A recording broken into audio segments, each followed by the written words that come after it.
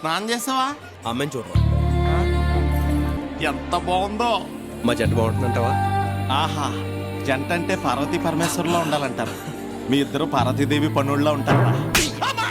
అధికారం ఇచ్చాం కాదనే దుర్వినియోగం చేసుకోకు. అమ్మాయితో ఎలా మాట్లాడాలో అడే చెప్పు.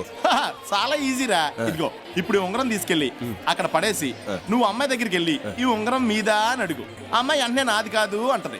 ఈ లోపు నేనంటే నాదండి అంటాను. వెంటనే నా ఉంగరం నాకు ఇచ్చి అప్పుడు నేను నీ గురించి చెప్తాను చూడరా. పెజవాళ్ళలో వాడా తిన్నా సరే ఇంత గొప్ప గుర్రం నేను చూడలేదని ఫుల్ గా బిల్డప్ ఇచ్చేస్తాను రా. ప్రేమించేస్తున్నట్టవా? ఆలోచిస్తుంది. ఉంగరం ఇచ్చే. ఇదిగో